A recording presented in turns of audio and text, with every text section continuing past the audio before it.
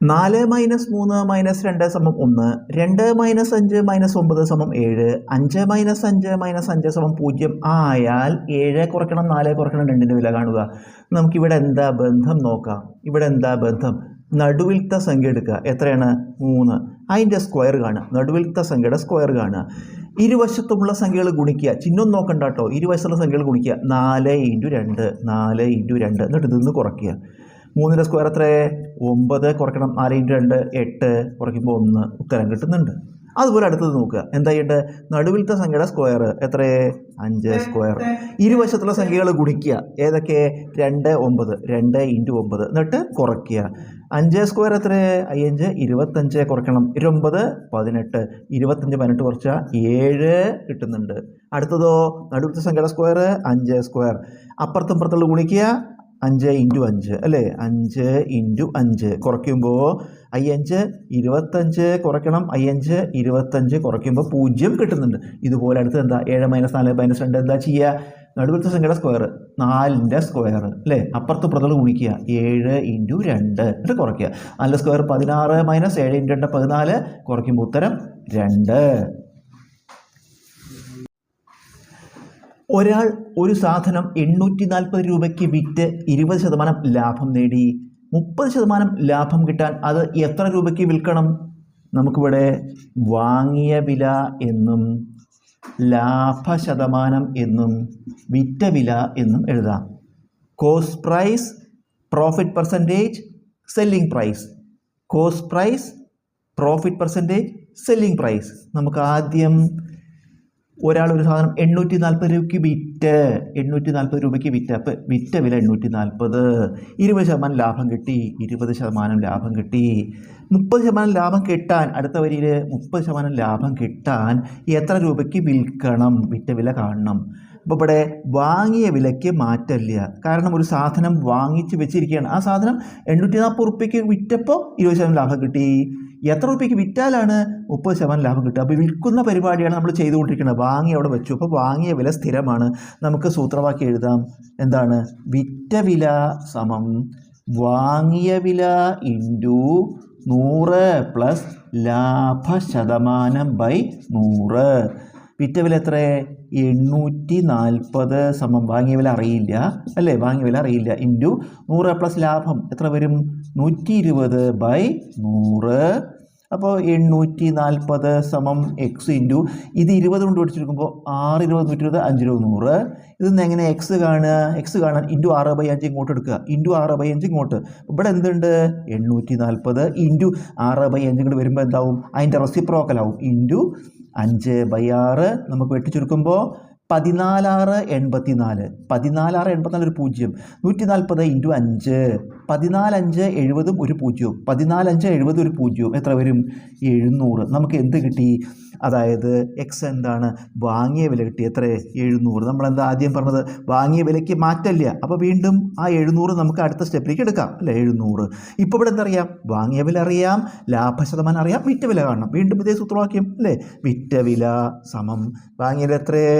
700 into 700 into 100 plus ലാഭശതമാനം എത്ര? 100 30 കൂട്ടിയ 130 by 100. നമുക്ക് ഈ 100ഉം 2 0 പോയി 7 130 7 13 91 7 ഇൻറ്റു 13 91 ഒരു 0. ഉത്തരം 910 രൂപയ്ക്ക് വിറ്റാലാണ് അയാൾക്ക് 30% ലാഭം കിട്ടുള്ളൂ. രണ്ട് സംഖ്യകളുടെ LCM 60, അവയുടെ HCF 8 സംഖ്യകളുടെ ഗുണനഫലം കാണുക. നമുക്ക് രണ്ട് സംഖ്യകളുടെ LCM തന്നിട്ട് അവയുടെ HCF തന്നിട്ട് അവയുടെ ഗുണനഫലം കാണണം. ഇത് മൂന്നും തമ്മിൽ ബന്ധിപ്പിക്കുന്ന ഒരു ഫോർമുല ഉണ്ട്. ഇത് മൂന്നും കൂടി ബന്ധിപ്പിക്കുന്ന ഒരു സൂത്രവാക്യം എന്താണ്? രണ്ട് സംഖ്യകളുടെ LCM ഇൻറ്റു അവയുടെ HCF സമമായിരിക്കും അവയുടെ ഗുണനഫലം. ആ സംഖ്യകളുടെ ഗുണനഫലം. അതായത് LCM into HCF is equal to product of numbers. LCM into HCF is equal to product of numbers. LCM എത്ര? 60 ഇൻറ്റു HCF എത്രയാണ്? 8 സമം ഗുണനഫലമാണ് കാണേണ്ടത്. ഗുണനഫലം കാണണം. അപ്പോൾ അതാണ് ഇത് ഗുണിച്ച ഉത്തരമായി 60 ഇൻറ്റു 8 ഉത്തരം 480. 3 + 7 × 6 കുറയ്ക്കണം 4 × 4 + 6. ഇത് നമുക്ക് ബോർഡ് മാസ് ഉപയോഗിച്ച് ചെയ്യണം. ബോർഡ് മാസ് എന്താ? ബോർഡ് മാസ് പറഞ്ഞാൽ ബ്രാക്കറ്റ്. അപ്പോൾ ഇതിൽ ബ്രാക്കറ്റ് ഉണ്ട്, 2 ബ്രാക്കറ്റ് ഉണ്ട്. അതാണ് നമുക്ക് ആദ്യം ചെയ്യേണ്ടത്. പിന്നെ O പറഞ്ഞാൽ OF ഇല്ല അതിൽ, അല്ലേ? പിന്നെ ഡിവിഷനാണ്, ഹരണം ഇല്ല അതിൽ. പിന്നെ അഡീഷനും മൾട്ടിപ്ലിക്കേഷനും. അപ്പോൾ നമുക്ക് ആദ്യം ബ്രാക്കറ്റ് ചെയ്യുക. ഈ ബ്രാക്കറ്റ് 3 + 7 10. ഈ ബ്രാക്കറ്റ് ചെയ്തു. പിന്നെ എന്താ ഉള്ളത്? × 6 കുറയ്ക്കണം എന്നിട്ടു 4 എന്നിട്ടു ഇൻറ്റു അടുത്ത ബ്രാക്കറ്റ് 4 6 കൂട്ടിയാൽ 10. അപ്പോൾ ആദ്യം ബ്രാക്കറ്റാണ് ചെയ്യേണ്ടത്. ഈ ബ്രാക്കറ്റും ചെയ്തു, ഈ ബ്രാക്കറ്റും ചെയ്തു. ബാക്കിയൊക്കെ 3 7 10 × 6 കുറയ്ക്കണം 4 ഇൻറ്റു ഈ ബ്രാക്കറ്റ് 4 6 10. അപ്പോൾ നമുക്ക് എന്ത് ചെയ്തു? ബ്രാക്കറ്റ് ചെയ്ത് കഴിഞ്ഞു. ഓഫ് ഇല്ല, അല്ലേ? ഡിവിഷൻ ഹരണം ഇല്ല. അടുത്ത മൾട്ടിപ്ലിക്കേഷൻ ചെയ്യണം. ഇവിടെ ഗുണിക്കുമ്പോൾ എന്ത് വരും? 60 കുറയ്ക്കണം. ഇവിടെ ഗുണിക്കുമ്പോൾ എന്ത് വരും? 40. അപ്പം നമ്മുടെ മൾട്ടിപ്ലിക്കേഷൻ കഴിഞ്ഞു. ഇനി അഡീഷൻ സബ്ട്രാക്ഷൻ മാത്രമേ ഉള്ളൂ. 60 40 കുറച്ചാൽ ഉത്തരം 20. ഒരു ട്രെയിൻ 5 സെക്കൻഡിനുള്ളിൽ ഒരു ഇലക്ട്രിക് പോസ്റ്റ് മറികടക്കുകയും 20 സെക്കൻഡിനുള്ളിൽ ഒരു തുരങ്കം മറികടക്കുകയും ചെയ്യുന്നു. ട്രെയിനിൻ്റെ വേഗം 90 മീറ്റർ/സെക്കൻഡ് ആയാൽ തുരങ്കത്തിൻ്റെ നീളം കാണുക. ഒരു ട്രെയിൻ, അപ്പോൾ ആദ്യം നമുക്ക് ട്രെയിനിൻ്റെ കാര്യം പറഞ്ഞ ട്രെയിൻ എന്താ ചെയ്യണത്? ഇലക്ട്രിക് പോസ്റ്റ് മറികടക്കുകയാണ്. ഇലക്ട്രിക് പോസ്റ്റ് മറികടക്കുകയാണ്. അപ്പോൾ അവിടെ നമുക്ക് എന്തറിയാം? 5 സെക്കൻഡ് കൊണ്ടാണ്, സമയം 5 സെക്കൻഡ് കൊണ്ടാണ് മറികടക്കുന്നത്. ഇനി 20 സെക്കൻഡിൽ തുരങ്കം മറികടക്കുക. അടുത്തതായിട്ട് ഇത് ട്രെയിൻ, വീണ്ടും ട്രെയിൻ, പക്ഷേ ഇവിടെ തുരങ്കത്തെയാണ് മറികടക്കുന്നത്. അപ്പോൾ ഇവിടെ ട്രെയിൻ ഇലക്ട്രിക് പോസ്റ്റിനെ മറികടക്കുന്നു, ഇവിടെ ട്രെയിൻ തുരങ്കത്തെ മറികടക്കുന്നു. ഇവിടെ എന്താ? ഇവിടെ സമയം 5 സെക്കൻഡ്, ഇവിടെ സമയം 20 സെക്കൻഡാണ്. ഇനിയോ ട്രെയിനിൻ്റെ വേഗം മാറ്റില്ല. ഇവിടെ ആയാലും ഇവിടെ ആയാലും ട്രെയിനിൻ്റെ വേഗം ഒരുപോലെ ആയിരിക്കും. ട്രെയിനിൻ്റെ വേഗം എത്രയാണ്? 90 മീറ്റർ/സെക്കൻഡ്. നമുക്ക് ഇതിൽ ദൂരം കാണാനുള്ള സൂത്രവാക്യം എഴുതാം, അല്ലേ? ദൂരം സമം സമയം ഇൻറ്റു വേഗത. ഈ ട്രെയിനിൻ്റെ കണക്കിലൊക്കെ ദൂരം പറയുന്നത് എന്താ അറിയോ? ട്രെയിനിൻ്റെ നീളമാണ്. ട്രെയിനിൻ്റെ കണക്കിൽ ദൂരം പറഞ്ഞാൽ ട്രെയിനിൻ്റെ നീളമാണ്. അപ്പോൾ നമുക്ക് ട്രെയിനിൻ്റെ നീളം കണ്ടുപിടിക്കാം. ദൂരം എന്ന് പറഞ്ഞാൽ ട്രെയിനിൻ്റെ നീളം, സമയം ഇൻറ്റു വേഗത. എത്ര വരും? 5 × 90 ഗുണിക്കുമ്പോൾ എത്ര വരും? 5 × 90 450. ദൂരമാണ്, ദൂരത്തിന് യൂണിറ്റ് മീറ്റർ, അല്ലേ? ദൂരത്തിന് യൂണിറ്റ് മീറ്റർ. നമുക്ക് എന്ത് കിട്ടി? ട്രെയിനിൻ്റെ നീളം കിട്ടി 450 മീറ്റർ. ഇനി ഈ കണക്കിലേക്ക് കിടക്കാം. ഈ കണക്കിലും വീണ്ടും അതേ സൂത്രവാക്യം എഴുതാം നമുക്ക്. എന്താണ്? ദൂരം സമം സമയം ഇൻറ്റു വേഗത. ഇവിടെ ഒരു മാറ്റം ഉണ്ട്. എന്താ അറിയും? ഇവിടെ ട്രെയിന് ഇലക്ട്രിക് പോസ്റ്റിനെ മറികടക്കുന്നത്. അപ്പോൾ ഇലക്ട്രിക് പോസ്റ്റിൻ്റെ അളവ് നമ്മൾ ഒന്നും എടുക്കുന്നില്ല. ഇത് നമ്മൾ അവഗണിക്കുകയാണ്. ഇതിൻ്റെ നീളം ഇല്ല, ഇതിന് നീളമില്ല. പക്ഷേ ഇവിടെ തുരങ്കം പറയുമ്പോൾ നീളമുണ്ട്. അപ്പോൾ ഇവിടെ ദൂരം പറയുന്നത് ട്രെയിനിൻ്റെ നീളവും തുരങ്കത്തിൻ്റെ നീളവും കൂടി കൂട്ടണം. ഇവിടെ ട്രെയിനിൻ്റെ നീളം മാത്രം മതി, കാരണം ഇതിൻ്റെ നീളം പരിഗണിക്കുന്നില്ല. അത് നെഗ്ലിജിബിളാണ്, നമുക്ക് അവഗണിക്കാൻ പറ്റുന്ന ഒരു സംഖ്യയാണ്. അതുകൊണ്ട് ഇവിടെ ദൂരം പറയുന്നത് എന്താ? ട്രെയിനിൻ്റെ നീളം മാത്രമാണ്. പക്ഷേ ഇവിടെ ട്രെയിനിൻ്റെ നീളവും തുരങ്കത്തിൻ്റെ നീളവും കൂടി കൂട്ടണം ദൂരം പറയുന്നത്. അപ്പോൾ ട്രെയിനിൻ്റെ നീളം എത്ര നമുക്ക് ഇവിടെ കിട്ടി? എത്രയാണ്? 450 പ്ലസ് തുരങ്കത്തിൻ്റെ നീളം അറിയില്ല, അത് എക്സ് എടുക്കുക. അതാണ് കാണേണ്ടത്. തുരങ്കത്തിൻ്റെ നീളം സമയം ഇൻറ്റു വേഗത. സമയം എത്രയാണ്? 20 ഇൻറ്റു വേഗത. വീണ്ടും ഇത് തന്നെയാണല്ലോ, 90. അപ്പോൾ 450 പ്ലസ് എക്സ് സമം ഗുണിക്കുമ്പോൾ 1800 വരും. എക്സ് കാണാൻ ഇത് അങ്ങോട്ട് എടുക്കുക, അല്ലേ? എക്സ് കാണാൻ 1800 മൈനസ് എത്ര വരും? 450 കുറയ്ക്കുക. 0 5 5 10 1 5 3 8 1 1350. എന്ത്? ഇത് തുരങ്കത്തിന് നീളമാണ്, അല്ലേ? തുരങ്കത്തിന് നീളം 1350 മീറ്റർ. ഇതിൽ നമുക്ക് 1000 മീറ്റർ 1 കിലോമീറ്ററാണ്. 1000 മീറ്റർ 1 കിലോമീറ്റർ. അപ്പോൾ അതിൽ 1 കിലോമീറ്റർ ഉണ്ട്. ബാക്കി നമ്മൾ 3 സ്ഥലം 1000 കൊണ്ട് ഹരിക്കുക, അല്ലേ? മീറ്ററിന് കിലോമീറ്റർ ആക്കാൻ 1000 കൊണ്ട് ഹരിക്കുമ്പോൾ ഇവിടെ വരും പോയിന്റ്. അപ്പോൾ 1.35. ഈ 0ൻ്റെ വലിയില്ല. 1.35 കിലോമീറ്ററാണ് തുരങ്കത്തിന് നീളം.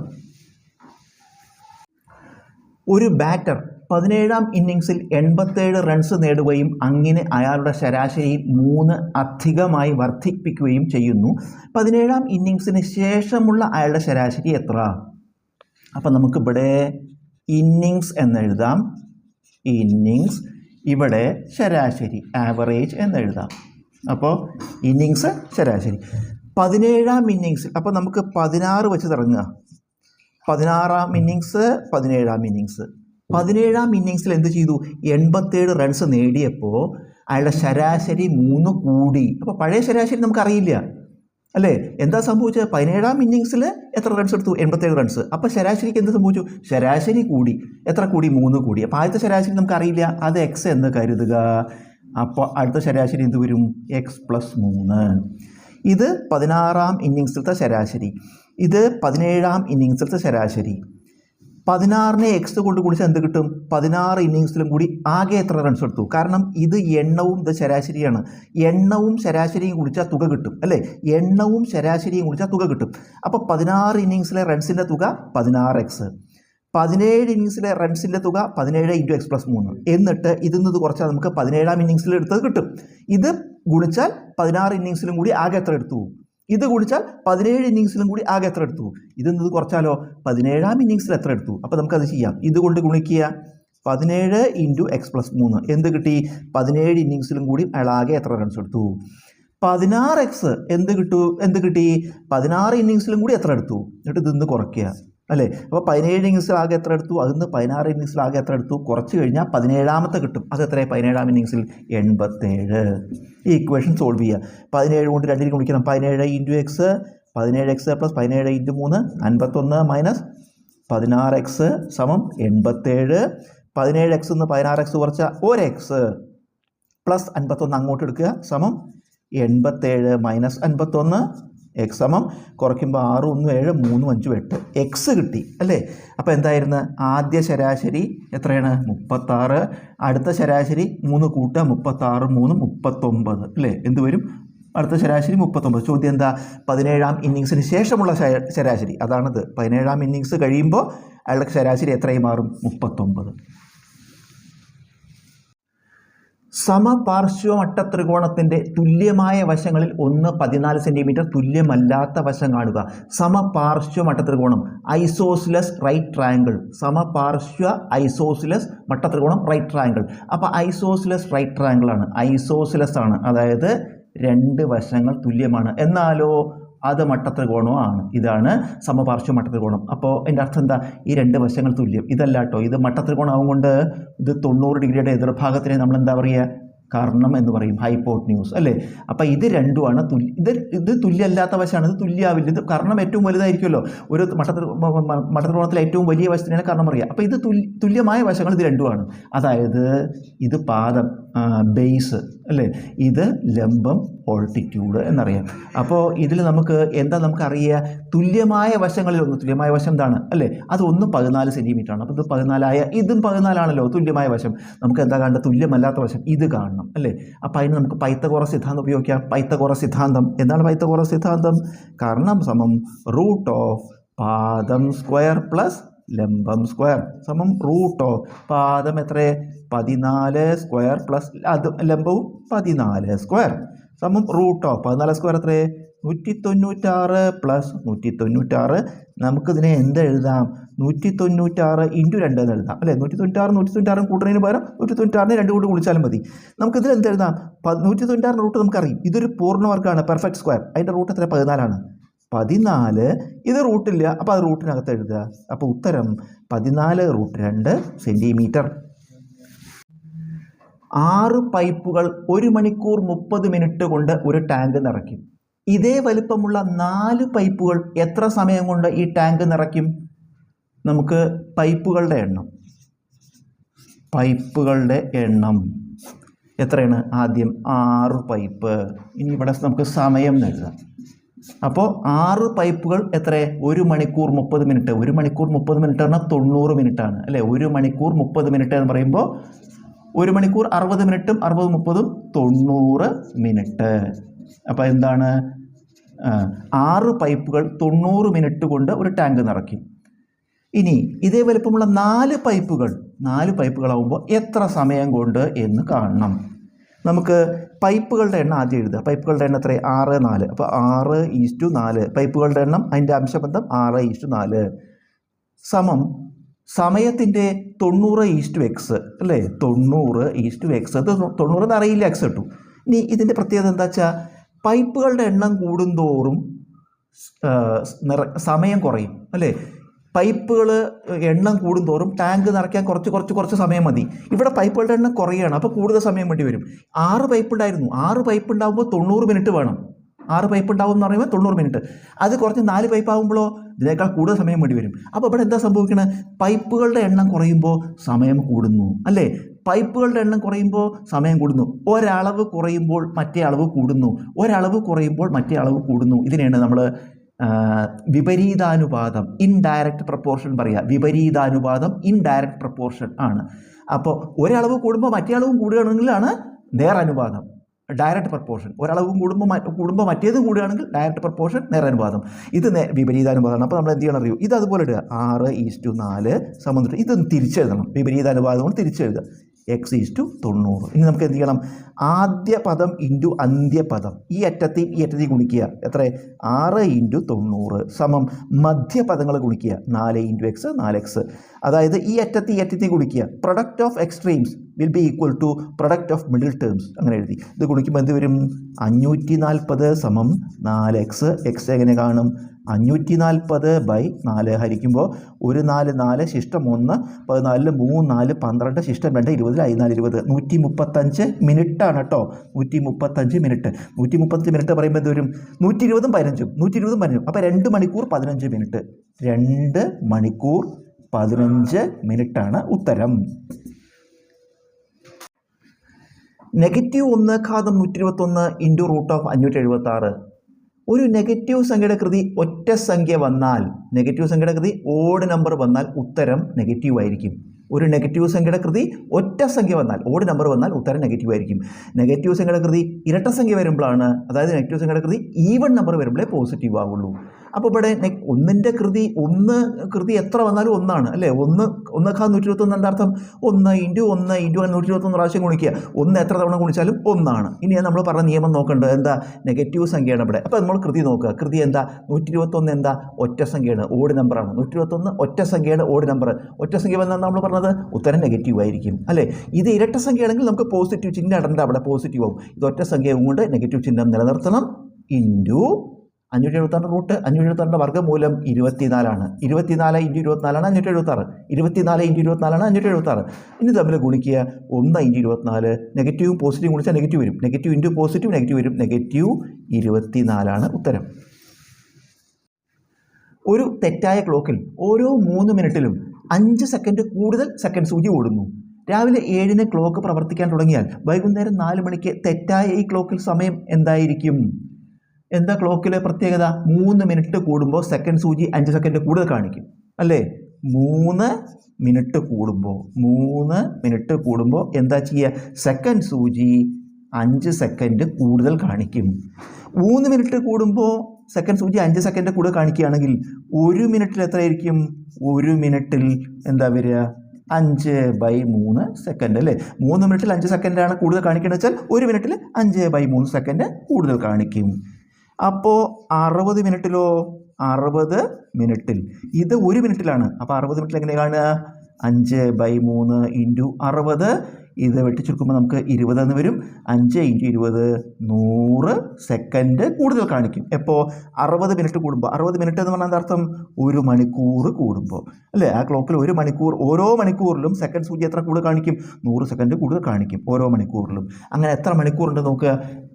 രാവിലെ 7-ന് 7 AM തുടങ്ങി അല്ലേ? 7 AM 7 കഴിഞ്ഞാൽ 8 9 10 11 12 1 2 3 4 വൈകുന്നേരം 4 മണി വരെയാണ്. അപ്പോൾ എത്ര മണിക്കൂറുണ്ട്? 9 മണിക്കൂറുണ്ട് അല്ലേ? 9 മണിക്കൂർ. അപ്പോൾ 1 മണിക്കൂറിൽ എത്രയാണെങ്കിൽ 9 മണിക്കൂറിൽ എത്രയായിരിക്കും?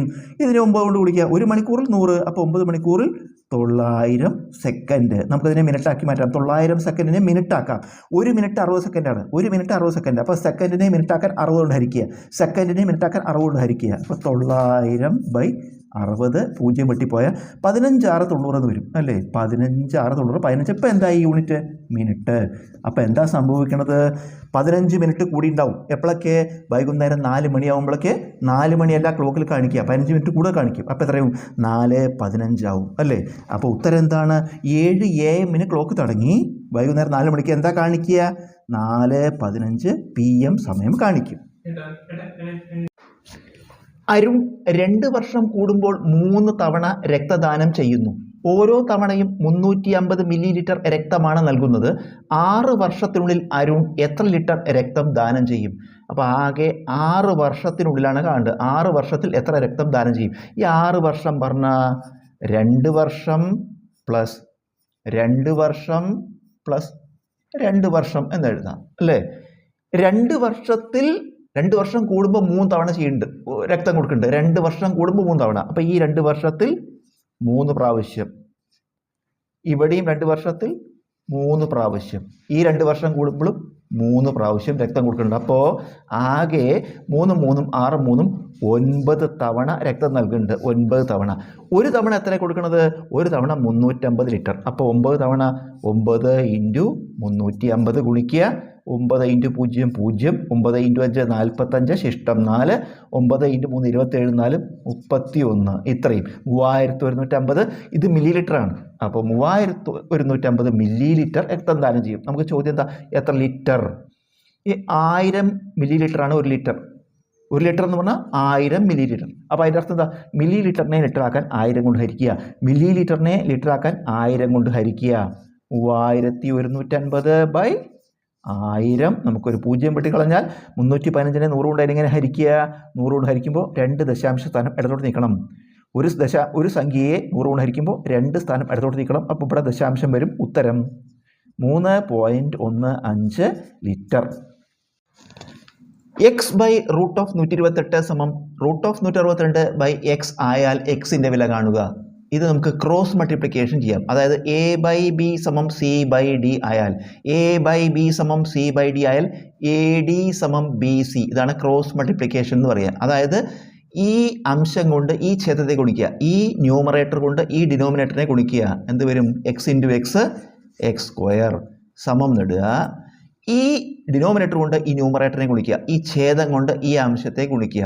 അവ രണ്ടും റൂട്ടാണല്ലോ. √128 × √162. അപ്പോൾ നമുക്ക് എന്നിട്ട് ഒരു റൂട്ട് ചിഹ്നത്തിനകത്ത് രണ്ടും കൂടി എഴുതാം.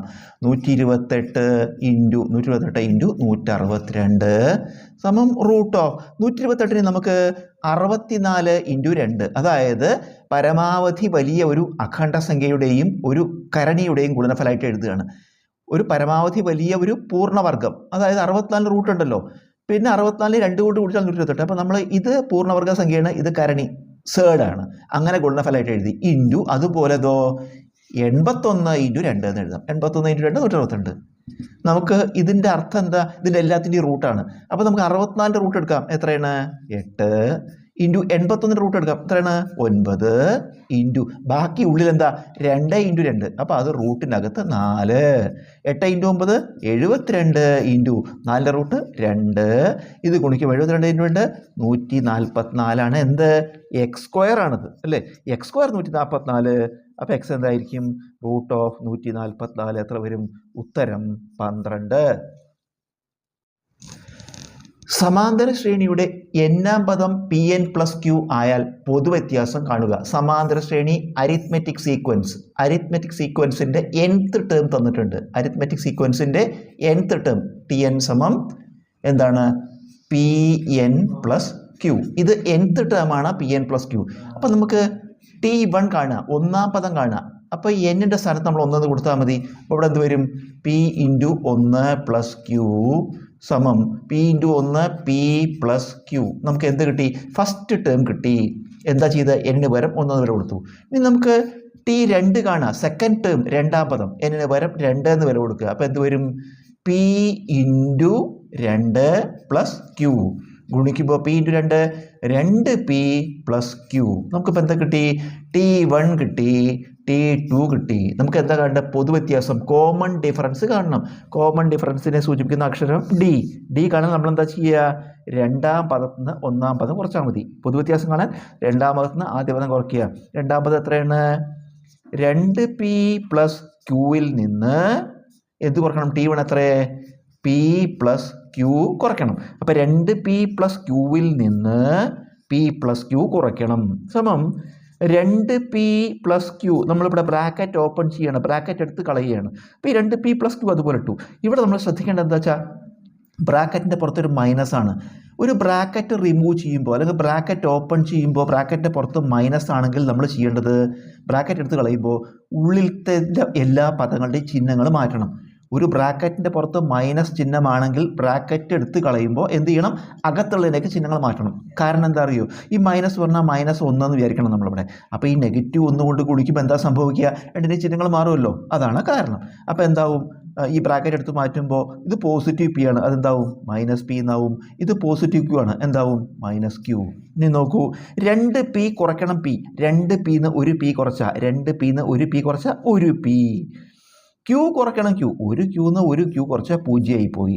അപ്പോൾ നമുക്ക് ഉത്തരം കിട്ടി പി. ഇത് പൊതുവ്യത്യാസം ആണ് കാണേണ്ടത്. എത്രയാണ് പി.